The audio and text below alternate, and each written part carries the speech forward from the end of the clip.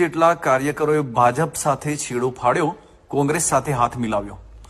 ભાજપના 300 જેટલા કાર્યકરોએ આજે ભગવો ખેસ છોડીને કોંગ્રેસનો ખેસ ધારણ કર્યો હતો। ઈડર ખાતે આજે આયોજિત કાર્યક્રમમાં ઈડરના પશ્ચિમ વિસ્તારના ગામોના 300 જેટલા ભાજપના કાર્યકરો પહોંચ્યા હતા અને ભાજપના ખેસ ફેંકી દઈને તેઓએ સાબરકાંઠા જિલ્લા કોંગ્રેસ પ્રમુખ રામભાઈ સોલંકીના હસ્તે કોંગ્રેસના ખેસ ધારણ કર્યા હતા અને કોંગ્રેસને મજબૂત બનાવવા માટે તેમના પંજાનો સાથ આપ્યો હતો। ઉલ્લેખનીય છે કે ઈડરના ધારાસભ્યના વાણીવિલાસ બાબતે આ લોકોએ આક્ષેપ કર્યા હતા અને તેમના વિસ્તારમાં વિકાસના કામો ન કરતા હોવાનો પણ આ તબક્કે તેમણે આક્ષેપ કર્યો હતો, જેને લઈને તેમણે ભાજપ સાથે છેડો ફાડી આજે કોંગ્રેસ સાથે જોડાણ કર્યું હતું। ઉલ્લેખનીય છે કે કોંગ્રેસમાં રામભાઈ સોલંકીની પ્રમુખ તરીકે વરણી થયા બાદ સાબરકાંઠા જિલ્લામાં કોંગ્રેસ હવે એક્ટિવ મોડમાં આવ્યું છે અને લોકોને વચ્ચે જઈને લોકોના પ્રશ્નો બાબતે અવાજ ઉઠાવી રહ્યું છે અને સીધો ફાયદો આજે તેનો ઈડરમાં જોવા મળ્યો હતો।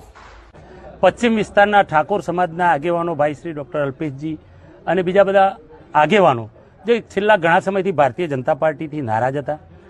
આ વિસ્તારની કાયાપલટ કરવાની અંદર છેલ્લા 30 વર્ષથી ભારતીય જનતા પાર્ટીના લોકોએ લુખા વચનો આપી અને ઠાકોર સમાજના ભોળા ઠાકોર સમાજને છેતરેલો, એટલે આજે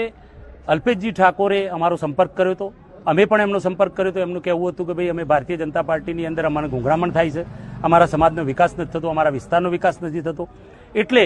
એમની આગેવાની નીચે આજે 200 થી 300 આગેવાનો પશ્ચિમ વિસ્તારના ઠાકોર સમાજના આગેવાનોની સાથે સાથે બીજા સમાજના પણ આગેવાનો ભારતીય જનતા પાર્ટીને તિલાંજલિ આપી અને કોંગ્રેસ પાર્ટીમાં જોડાયા છે।